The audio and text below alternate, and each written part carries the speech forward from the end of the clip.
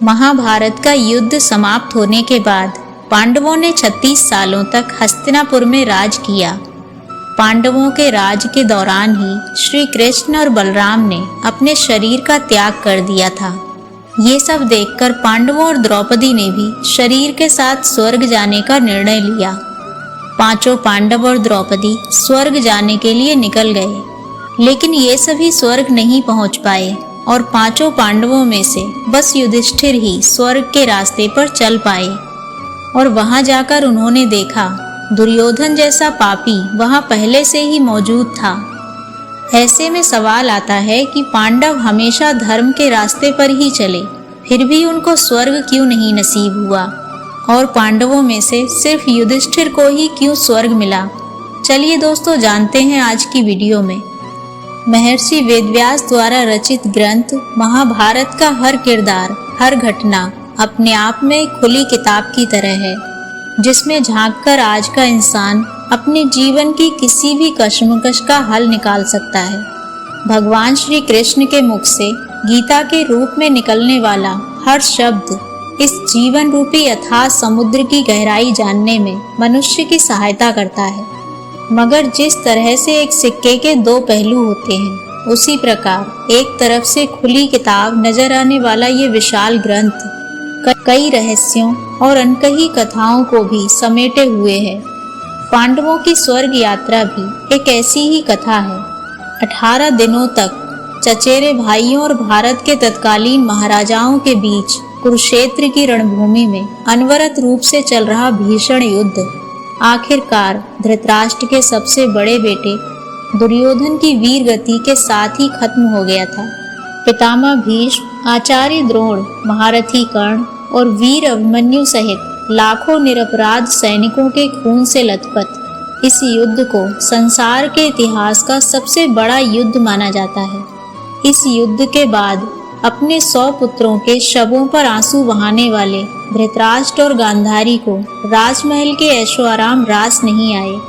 सभी सुख सुविधाओं के बावजूद भी उन्हें राजमहल की 4 दीवारी में अकेलापन महसूस होने लगा था, और इसी अकेलेपन को दूर करने के लिए इस दंपत्ति ने राजमहल को छोड़ दिया और अपने जीवन के आखिरी पलों तक वन में निवास किया। दूसरी तरफ भगवान श्री कृष्ण का यदुवंश भी श्राप के प्रभाव से धीरे धीरे खत्म हो गया, जिसके चलते श्री कृष्ण भी पांव में एक तीर लगने के बहाने अपनी लीला समाप्त करके चले गए। इसी बीच इंद्रप्रस्थ और हस्तिनापुर के नए सम्राट युधिष्ठिर ने भी अपने राज्य के विस्तार हेतु अश्वमेध यज्ञ करवाया और अपने भाइयों के साथ आनंदमय राजसी जीवन बिताया। लगभग 36 साल राजसी जीवन बिताने के बाद पांडवों को भी ये आभास होने लगा था कि धरती पर उनका काम भी पूर्ण हो गया है और अब पृथ्वी लोक छोड़ने का समय आ गया है। ययुत्स को संपूर्ण राज्य की देखभाल का जिम्मा सौंपने के बाद पांडवों ने अभिमन्यु के पुत्र परीक्षित को हस्तिनापुर का नया सम्राट घोषित किया और सुभद्रा को सबके लालन पालन की जिम्मेदारी देने के बाद महर्षि वेदव्यास से आज्ञा लेकर पांचों पांडव द्रौपदी सहित परलोक गमन की यात्रा पर चल पड़े। अर्जुन ने लोभवश अपने गांडीव धनुष और तरकश का त्याग नहीं किया था और इसीलिए पांचों पांडव कई नदियों, पहाड़ों और समुद्रों की यात्रा करते हुए लाल सागर पहुँचे। तो वहाँ अग्निदेव प्रकट हुए और उन्होंने अर्जुन से गांडीव आदि का त्याग करने के लिए कहा, क्योंकि उनका कार्य भी तब तक पूर्ण हो चुका था। अग्निदेव को गांडीव और तरकश देने के बाद पांडव अपने मार्ग में आगे बढ़े, जहाँ एक कुत्ता भी उनके साथ साथ चलने लगा था। उत्तर दिशा से पृथ्वी की परिक्रमा करने के बाद केदारनाथ में पांडवों को भगवान शिव के दर्शन हुए, जिन्होंने उनके लिए स्वर्ग का मार्ग प्रशस्त कर आगे जाने की आज्ञा दी। बालू से भरे समुद्र को पार करने के बाद पांडवों ने सुमेरु पर्वत के दर्शन किए और अपनी यात्रा में आगे बढ़ गए। बद्रीनाथ के पास सरस्वती नदी को पार करना द्रौपदी के लिए कठिन था और इसीलिए भीम ने एक शिला को नदी के बीचों बीच डाल दिया, जिस पर चलकर द्रौपदी ने सरस्वती नदी को पार किया था। कहा जाता है कि माड़ गांव में सरस्वती नदी के उद्गम स्थल पर आज भी वो चट्टान मौजूद है जिसे वर्तमान में भीम पुल के नाम से जाना जाता है। थोड़ी दूर चलने के बाद द्रौपदी एक जगह पर लड़खड़ाते हुए गिर गईं, जिसे देखकर भीम ने युधिष्ठिर से पूछा कि द्रौपदी ने आज तक कोई पाप नहीं किया, फिर क्यों उसके साथ ऐसा हुआ। इसके जवाब में युधिष्ठिर ने भीम से कहा कि द्रौपदी हम पांचों भाइयों में से सबसे अधिक प्रेम अर्जुन से करती थी और इसीलिए वो यात्रा के बीच में ही लड़खड़ाकर गिर गई हैं। ये कहकर युधिष्ठिर ने द्रौपदी को देखे बिना अपनी यात्रा जारी रखी, जिसमें उनके साथ 4 भाई और वो कुत्ता भी चलने लगा। थोड़ी देर चलने के बाद सहदेव ने भी अपने प्राण त्याग दिए। तब भीम ने युधिष्ठिर से सहदेव के पाप के बारे में पूछा तो युधिष्ठिर ने कहा कि सहदेव को अपनी विद्वत्ता पर घमंड था, जिसके चलते वो अपने बराबर किसी को नहीं समझता था। सहदेव की इस दशा का यही कारण है। इसके बाद नकुल भी अपनी यात्रा पूर्ण नहीं कर पाए और बीच रास्ते में ही गिर गए। तब भीम के द्वारा इसका कारण पूछने पर युधिष्ठिर ने बताया कि नकुल को अपने रूपवान होने का अभिमान था।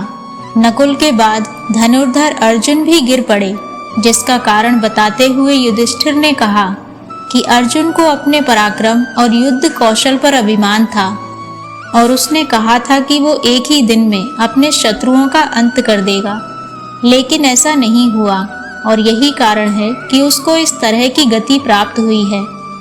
सभी भाइयों के पापों का हिसाब देते हुए युधिष्ठिर उस कुत्ते और अपने भाई भीम के साथ आगे बढ़ते जा रहे थे कि तभी एक जगह महाबली भीम भी गिर पड़े और सभी भाइयों की तरह अपनी गति का कारण पूछने पर युधिष्ठिर ने भीम से कहा कि तुम खाते बहुत अधिक थे और अपने बल का झूठा प्रदर्शन करते थे। यही कारण है कि तुम आज इस अवस्था को प्राप्त हुए हो। इसके बाद युधिष्ठिर अपनी यात्रा में आगे बढ़ते गए, जिसमें उनके साथ अब वो सिर्फ कुत्ता था। युधिष्ठिर थोड़ी दूर चले थे कि देवराज इंद्र अपने रथ के साथ युधिष्ठिर को स्वर्ग ले जाने के इरादे से उनके सामने प्रकट हो गए। देवराज इंद्र को अपने सामने देखकर युधिष्ठिर ने उनसे कहा कि उनके चारों भाई और द्रौपदी यात्रा के बीच में ही गिर गए थे, उन्हें भी अपने साथ ले जाने की व्यवस्था कीजिए। इसके जवाब में इंद्र ने युधिष्ठिर को बताया कि उनके भाई और द्रौपदी शरीर त्याग कर पहले ही स्वर्ग पहुंच गए हैं और अब आपको शरीर सहित स्वर्ग जाने का मौका मिला है। इसके बाद युधिष्ठिर ने इंद्र से कहा कि यह कुत्ता भी उनके साथ स्वर्ग जाएगा, लेकिन इंद्र ने इसके लिए मना कर दिया। देवराज इंद्र के बहुत समझाने पर भी जब युधिष्ठिर उस कुत्ते के बिना स्वर्ग चलने के लिए तैयार नहीं हुए, तब कुत्ते के रूप में वहां उपस्थित यमराज अपने असली रूप में प्रकट हो गए। युधिष्ठिर की शालीनता और सच्चाई को देखकर यमराज प्रसन्न हुए और उन्हें आशीर्वाद देकर अंतर्ध्यान हो गए, जिसके बाद इंद्र और युधिष्ठिर रथ में बैठकर स्वर्ग की ओर चल पड़े।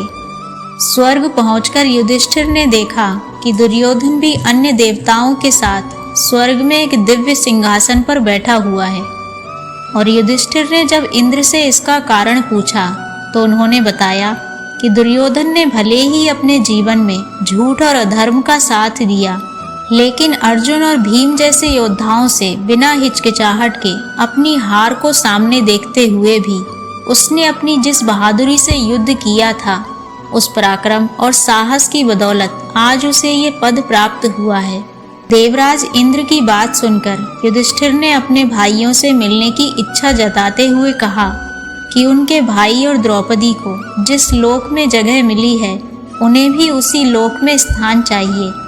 अपने भाइयों से बेहतर मुझे कुछ भी मंजूर नहीं है।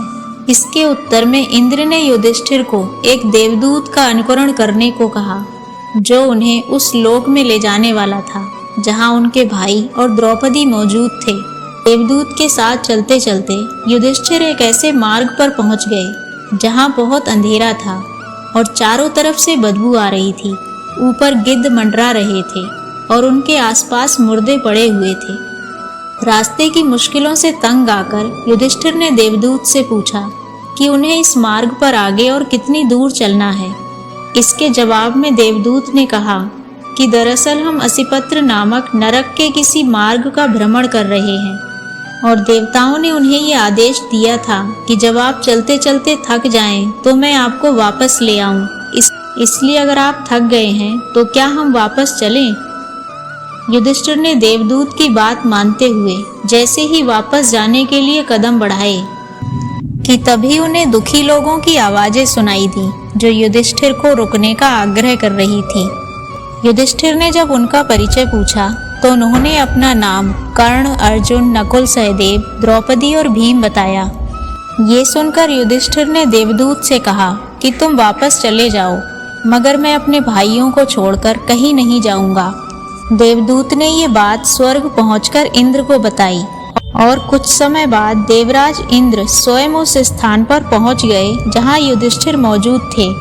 इंद्र ने युधिष्ठिर को बताया कि कुरुक्षेत्र युद्ध के दौरान उन्होंने जिस झूठ का सहारा लेकर आचार्य द्रोण का वध किया था, उसी की बदौलत उन्हें कुछ समय नरक में बिताना पड़ा है और अब उन्हें स्वर्ग चलना है जहां उनके भाई पहले से मौजूद हैं। इसके बाद युधिष्ठिर ने देव नदी गंगा में स्नान कर मानव शरीर का त्याग कर दिव्य रूप धारण कर लिया और उसी रूप में स्वर्ग पहुंच गए जहां अर्जुन, भीम, नकुल और सहदेव उनका इंतजार कर रहे थे। युधिष्ठिर ने देखा कि भीम वायु देवता के पास बैठे हुए हैं, कर्ण सूर्य के समान तेज धारण किए हुए बैठे हैं और नकुल, सहदेव अश्विनी कुमारों के साथ विराजमान हैं। इंद्र ने युधिष्ठिर को बताया कि द्रौपदी का जन्म भगवती लक्ष्मी के अंश से हुआ था। अंत में युधिष्ठिर ने भगवान श्री कृष्ण के दर्शन किए और कुरुक्षेत्र युद्ध में वीर गति प्राप्त करने वाले हर योद्धा के बारे में उन्हें देवराज इंद्र ने विस्तार पूर्वक बताया था।